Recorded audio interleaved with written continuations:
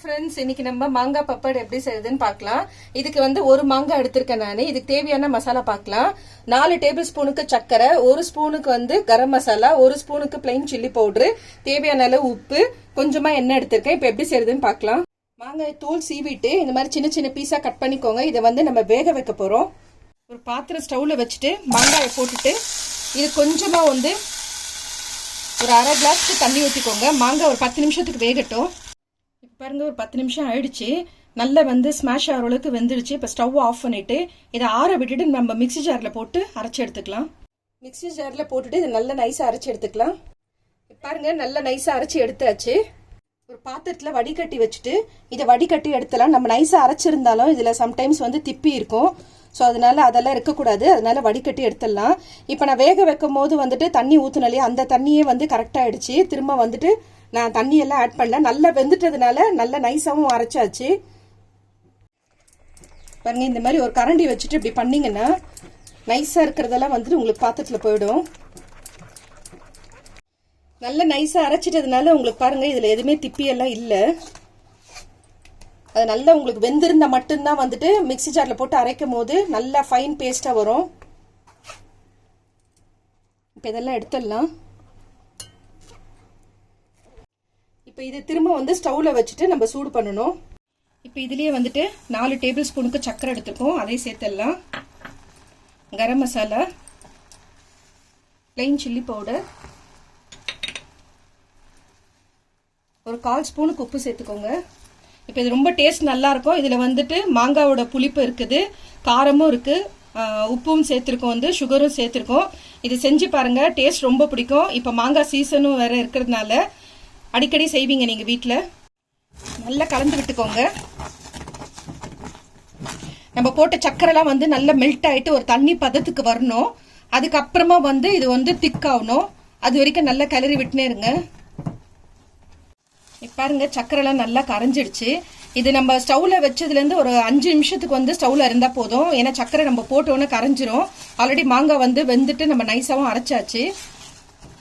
ஒரு 5 மினிட்ஸ் இருந்தால் போதும் ஸ்டவ்ல. இப்போ நம்ம ஸ்டவ் ஆஃப் பண்ணிடலாம். நான் இந்த மாதிரி ஒரு பிளேட் எடுத்துன்னு இருக்கேன். இது நம்ம கடைக்கெல்லாம் போனால் சாமான் கொடுப்பாங்க இல்லையா, ப்ரொவிஷன் ஸ்டோரில், அந்த மாதிரி ஒரு கவர் வந்து கட் பண்ணி வச்சுருக்கேன். இப்போ இது மேலே வந்துட்டு கொஞ்சமாக வந்துட்டு எண்ணெய் தடவிக்கோங்க.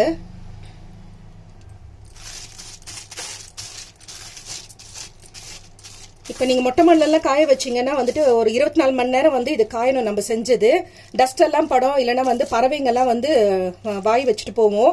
நீங்கள் பால்கனி வந்துட்டு உள்ளுக்குள்ளேயே இருக்கிற மாதிரி இருந்துச்சுன்னா, டோர் க்ளோஸ் பண்ணுற மாதிரி இருந்துச்சுன்னா இப்போ பால்கனிலே வச்சுட்டு கூட நீங்கள் ஆற வைக்கலாம். அப்படி இல்லைன்னா வீட்டுக்குள்ளேயே வந்துட்டு இப்போ சம்மராக இருக்கிறதுனால எல்லார் வீட்லேயும் ஃபேன் ஓடிட்டே தான் இருக்கும். நீங்கள் ஃபேன் கீழே கூட வைக்கலாம். கரெக்டாக வந்து ஒரு 24 மணி நேரத்துக்கு இது அப்படியே விட்டுடணும், நல்லா ஆறணும். இது அப்படியே இந்த பிளேட்ல வந்து ஊத்திருங்க. சூடா இருக்கும் போதே தான் அப்படியே பண்ணணும். ஃபுல்லா வந்து இந்த கவர்ல வந்து ஃபுல்லா டச் ஆகணும். கொஞ்சம் தின்னா இருக்கிற மாதிரி பாத்துக்கோங்க, திக்னஸ் இருக்கக்கூடாது ஜாஸ்தி. பாருங்க, இந்த மாதிரி ஃபுல்லா வந்து ஸ்ப்ரெட் பண்ணியாச்சு. கொஞ்சம் வந்து தின்ன லேயர் வர மாதிரி பண்ணிக்கோங்க. ஏன்னா திக்கா இருந்துச்சுன்னா உங்களுக்கு எடுத்துட்டு அந்த லேயர் வந்துட்டு ஆறிட்ட பிறகு மெலிசா இருக்கணும். அதுக்காக தான். இப்போ நம்ம செஞ்சிருக்கிறது வந்து ஒரு பிளேட்ல வச்சாச்சு. இன்னொரு பிளேட்டை நம்ம ரெடி பண்ணிக்கலாம். பாருங்க, நம்ம செஞ்ச அந்த மாங்காய் பேஸ்ட்டுக்கு வந்துட்டு எனக்கு ஒரு 3 தட்டுக்கு வந்திருக்கு. இது நீங்க வெளியில சூரிய வெளிச்சத்துல வச்சுட்டு ஆற வச்சாலும் சரி, இல்ல வீட்டுக்குள்ள ஃபேன்ல வச்சாலும் சரி, கரெக்டா ஒரு 24 மணி நேரத்துக்கு இதை அப்படியே வைக்கணும். எதுவும் டிஸ்டர்ப் பண்ண வேண்டாம். இப்ப பாருங்க ஃப்ரெண்ட்ஸ், நல்லா ட்ரை ஆயிடுச்சு. 24 ஹவர்ஸ் அப்படியே விட்டுட்டேன். பாருங்க, கையில ஒட்டல, நல்லா ஆறிடுச்சு.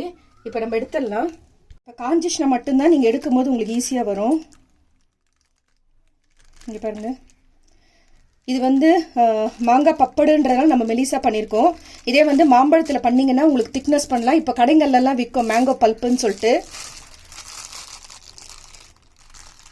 பாருங்க எவ்வளோ மெலிசா இருக்கு. என் கையே வந்து தெரியுது, அவ்வளோ டிரான்ஸ்பரண்டாக இருக்கு. இப்போ மற்ற பிளேட்ல இருக்கிறதையும் அதே மாதிரி எடுத்துடலாம். இங்கே பாருங்க, நம்ம எண்ணெய் தடவிட்டு பண்ணும்போது அழகா ஈஸியா ஒரு எடுக்கிறதுக்கு.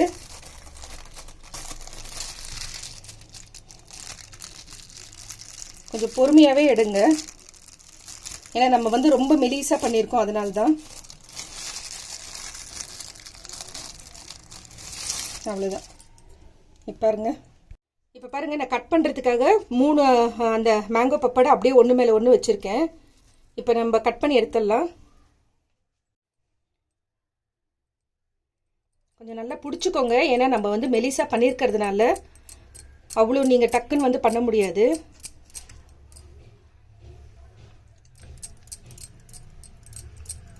ஒரு டப்பாவில் எடுத்து வச்சுக்கோங்க. இது டேஸ்ட் வந்து புளிப்பு, காரம், உப்பு, தித்திப்பு எல்லாமே இருக்கிறதுனால டேஸ்ட் ரொம்ப நல்லா இருக்கும்.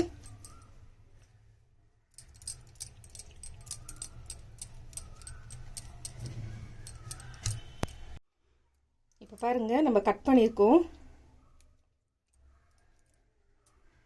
இதை அப்படியே வந்து ரோல் பண்ணி எடுத்து வச்சிடலாம்.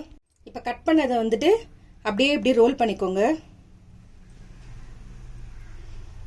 அவ்வளோதான், நம்மளுடைய மேங்கோ பப்பட் ரெடி ஆயிடுச்சு. இப்போ பாருங்க, நம்ம கட் பண்ணதெல்லாம் வந்து இந்த மாதிரி ரோல் பண்ணி வச்சிருக்கோம். இப்போ கடையிலலாம் வந்துட்டு நீங்கள் வாங்குறதா இருந்தால் இந்த மாதிரி வந்துட்டு கட் பண்ணிட்டு ஒரு லேயராக இந்த மாதிரி இருக்கும். ஒரு 4-5 லேயர் அப்படி அப்படியே அடுக்கிட்டு பேக் பண்ணியிருக்கோம். அது வந்து மேங்கோ பப்படு. இது வந்து மாம்பழத்தில் வந்து செய்யறது. இது வந்து நம்ம மாங்கால வந்து செஞ்சிருக்கோம். இங்க பாருங்க எவ்வளவு அழகா இருக்கு.